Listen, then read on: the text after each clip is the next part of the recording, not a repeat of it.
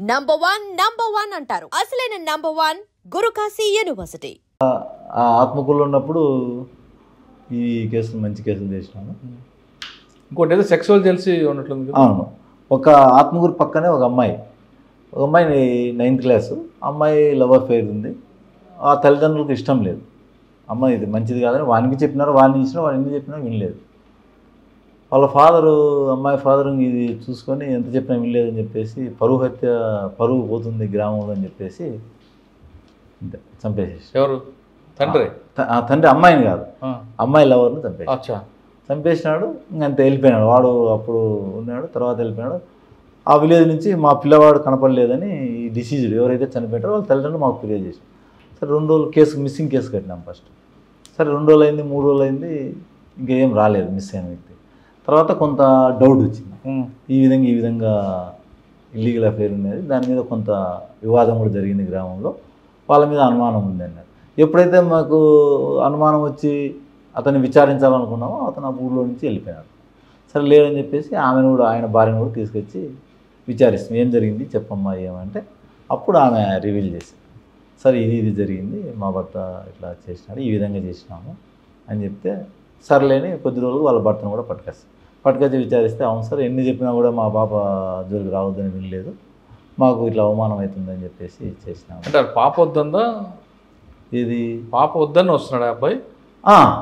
First తెలియక జరిగింది. తర్వాత ఎంత చెప్పినా కూడా అందులో కొన్ని వీడియోలు తీసి సర్క్యులేట్ చేస్తున్నాడు అని చెప్పేసి అట్లా నిజంగానే చేశాడు. నిజంగా చేసినాడు. చేస్తే కొంచెం వీళ్ళు అడగడంతో అతను కొంచెం అవమానంగా ఫీల్ అవుతున్నాడు. తర్వాత వాడిని చంపేసి అంతా మన పార్ట్స్ చేసినాడు, బాడీ, హ్యాండ్స్, లెగ్స్ చేసి మొండాన్నంతా నడివంకలు వేసినాడు. ఇక్కడ నడివంక, అనంతపురం నడివంక, కాళ్ళు చేతులు తల ఇదంతా కూడా బోరుబావి ఉంది, ఒక 10 సెంటీమీటర్స్ ఉంటుంది అట్లా. ఆ బావిలో ఎందుకంటే అంత అంటే కనుక్కోకూడదు అని చెప్పేసి అట్లా వేసినాడు, కనుక్కోలేరు అని చెప్పేసి. తర్వాత చేసినాక ప్రొక్లైన్ పెట్టి మొత్తం బోరుబావిలోంచి అది తీయడము, మళ్ళీ ఇక్కడ నడివంక దగ్గర నుంచి బాడీ తీసుకోవడం, ట్రంక్ తీసుకోవడము, అది సైంటిఫిక్గా కూడా ఇద్దరు 2 ఒకటే తేలడంతో వాళ్ళకు కూడా యావజ్జీవ కారాగార శిక్ష పడింది. కాదండి, ఆయనతో మీరు మాట్లాడారా? మాట్లాడినా. కొంచెం కూడా ఆలోచించలేదు ఆయన? కూతురు భవిష్యత్తు కోసం చేశాడు. కొంచెం కేసు పెట్టింటే అయిపోయేది, చట్టపరంగా చర్య తీసుకుంటున్నాం. అయ్యేది కదా. క్షణికావేశంలో పనులు చేస్తే ఇంకా తప్పదు. సార్ మీరు చాలామంది క్రిమినల్స్ చూస్తుంటారు కదా, వాళ్ళు చేసే నేరాలు సినిమా స్టోరీలు చెప్తున్నారా, లేదు క్షణికావేశం చేస్తున్నారా, లేదు కాన్స్పిరెన్సీ ఉంది, హ్యాబిచువల్ అఫెండర్ అంటారా?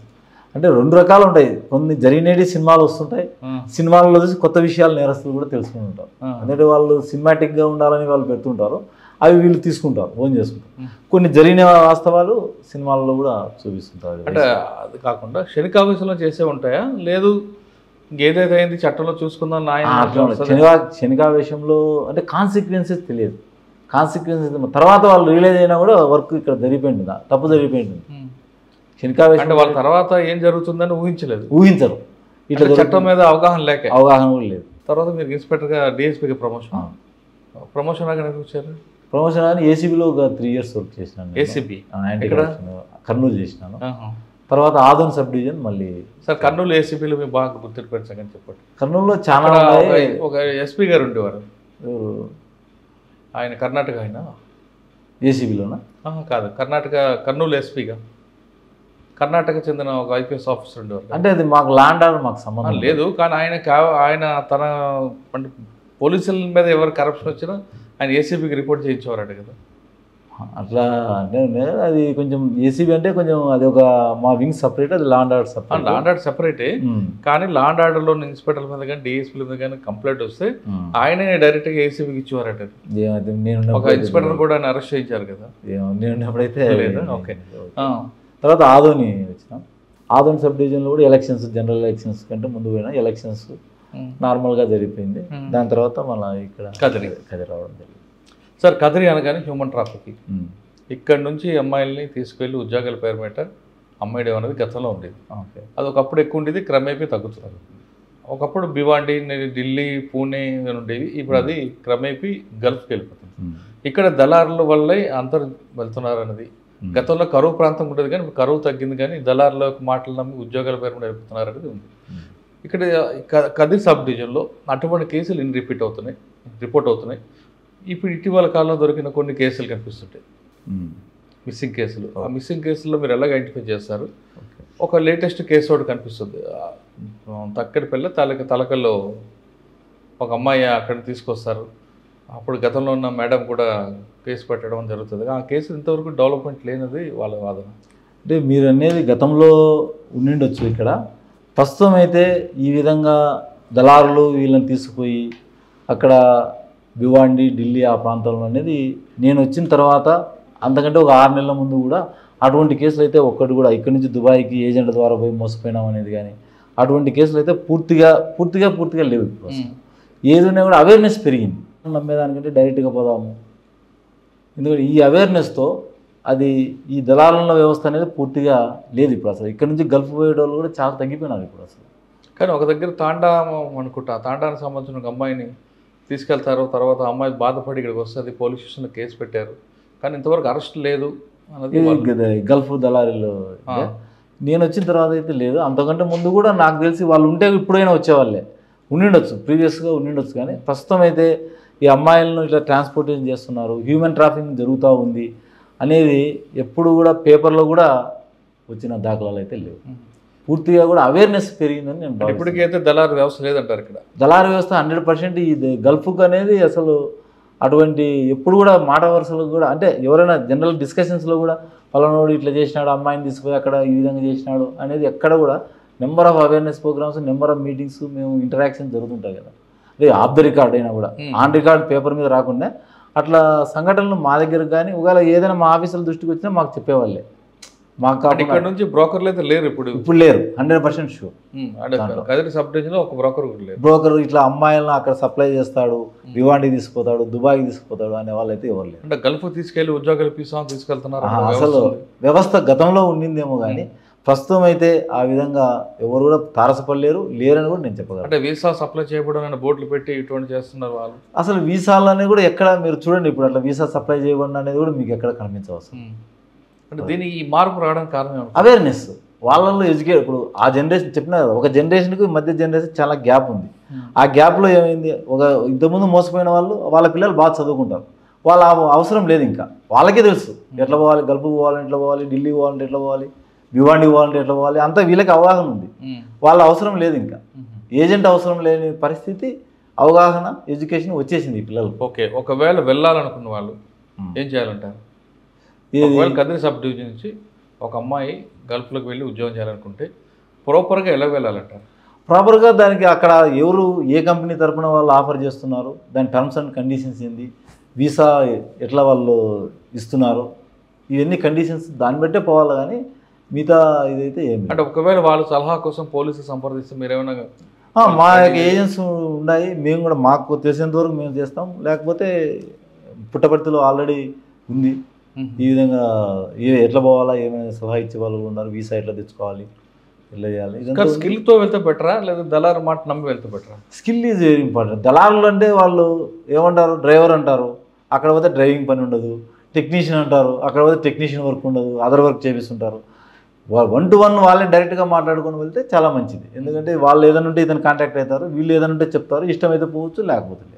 కానీ ఆ విధంగా కాకుండా కొంతమంది అమ్మాయిల్ని, చిన్నపిల్లలను కూడా తీసుకెళ్ళి అసలు అట్లా అంటున్నారు. కానీ అటువంటి విషయాలు అసలు మీరు కూడా నోటీస్కి వస్తే ఏం చేస్తారు? ఖచ్చితంగా కేసు రిజిస్టర్ చేసి వాళ్ళు తెప్పిస్తాం కూడా ఖచ్చితంగా.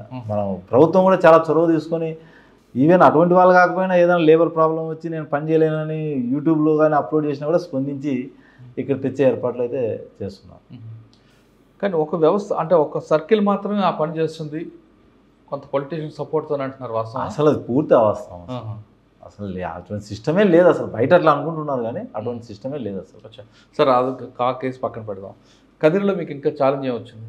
కదిరిలో కొంచెం కమ్యూనల్ సెన్సిటివ్ ఇక్కడ కదిరి. ఏదైనా ఇష్యూస్, ఫెస్టివల్స్ వచ్చినప్పుడు కానీ, ఫేర్స్ కానీ ఇవి వచ్చినప్పుడు కూడా మేము ఎక్స్ట్రా ప్రికాషన్ తీసుకొని ఇద్దరు పెద్దలతో మాట్లాడుకొని ఎటువంటి ఇబ్బంది లేకుండా ఏదైనా చిన్న చిన్నవి వచ్చినా కూడా అక్కడికక్కడికే అటెండ్ అయ్యి దాన్ని సాల్వ్ చేసి పరిష్కారం చేసి చేస్తుంటాం. సార్ మీ గోల్ ఏంటండి? గోల్గా మంచి పోలీస్ ఆఫీసర్ అనిపించుకోవాలనేది ఒకటి, ప్రశాంత జీవితం అంతే. సరే, ఇప్పుడు క్రైమ్ ఛాలెంజ్ వేరే మారింది. ఒకప్పుడు ట్రెడిషనల్ క్రైమ్, తర్వాత white colour effects, present cyber crime. Cyber crime sub division ఉందంటారా? సైబర్ క్రైమ్ ఇప్పుడు పెద్ద ఛాలెంజ్. సబ్ డివిజన్లో కాదు, ప్రతి విలేజ్లో ఉంది, ప్రతి ఇంట్లో కూడా ఉంది సైబర్ క్రైమ్. అంటే దాని బారిన పడకుండా ఉండాలని ఏం చేయాలి? దాన్ని పారిన పడకుండా ఉండాలంటే స్వీయ నియంత్రణ చాలా ఇంపార్టెంట్. Self control. ఎవరికి అది ఎందుకంటే మేము ఎన్ని అవేర్నెస్ చేసినా, పేపర్లు యాడ్స్ వస్తున్నాయి, ప్రభుత్వం ప్రయత్నం చేస్తుంది, మీడియా ప్రయత్నం చేస్తుంది, అంత ప్రయత్నం చేసినా స్వీయ నియంత్రణ లేకపోతే, సెల్ వస్తే వాడు ఏం చేస్తున్నాడో తెలియకపోతే దాన్ని ఇంకా ఏం చేయలేము. దాన్ని వాళ్ళు లాస్ అవుతూనే ఉంటారు, బాధపడుతూనే ఉంటారు.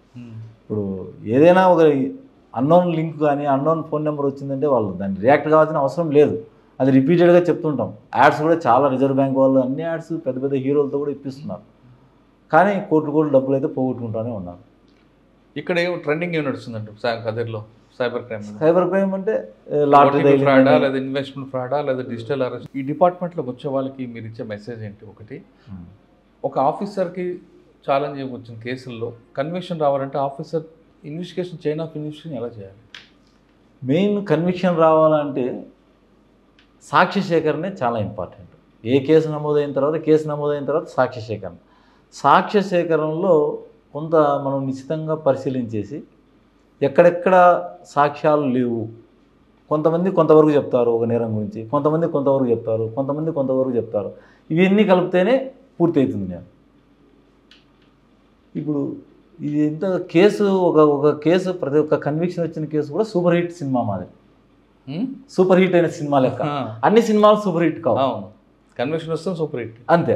ఒక సినిమా సూపర్ హిట్ అయిందంటే అన్ని అంశాలు బాగా జనాలకు నచ్చితేనే, ప్రజలకు నచ్చితేనే సూపర్ హిట్ అవుతుంది.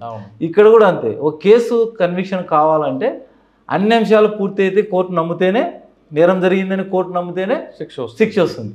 ఆ విధంగా ప్రతి సాక్షి చెప్పిన దాంట్లో లోపం లేకుండా, మెటీరియల్ ఎవిడెన్స్ లోపం లేకుండా, నెక్స్ట్ టెక్నికల్ ఎవిడెన్స్ లోపం లేకుండా, సైంటిఫిక్ ఎవిడెన్స్ లోపం లేకుండా అన్నీ కూడా చూసుకొని మనం పీపీల సలహాలు, అధికారుల సలహాలు, మన పై అధికారులు కొన్ని చెప్తుంటారు, పీపీలు నిరంతరం కోర్టులో ఉంటారు కాబట్టి ప్రాసిక్యూటర్స్ వాళ్ళ సలహాలు తీసుకొని ఫిల్ చేసుకుంటే శిక్ష పడడం పెద్ద కష్టమేం కాదు.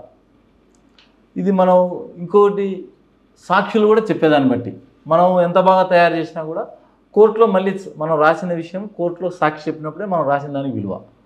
కాబట్టి అంతవరకు కూడా మన బాధ్యత ఉంటుంది. ఆ సాక్షిని మళ్ళీ కోర్టులో ప్రవేశపెట్టాలి. మనం రాసింది ఇబ్బంది లేకుండా సాక్షి మళ్ళీ చెప్పగలిగే వరకు కూడా తీసుకుపోతే అప్పుడు మనం సక్సెస్ అయినట్టు లెక్క. ఓకే, డిపార్ట్మెంట్కి వచ్చే వాళ్ళకి ఏదైనా సరే ఇంట్రెస్ట్తో రావాలి. డిపార్ట్మెంట్ మెకానికల్గా కాకుండా, ఒకవేళ ఇంట్రెస్ట్ లేదు, మనం జాబ్ సర్చెస్లో ఉంటాము, ఒక జాబ్ రావాలంటే మనకు జాబ్ వస్తుంది.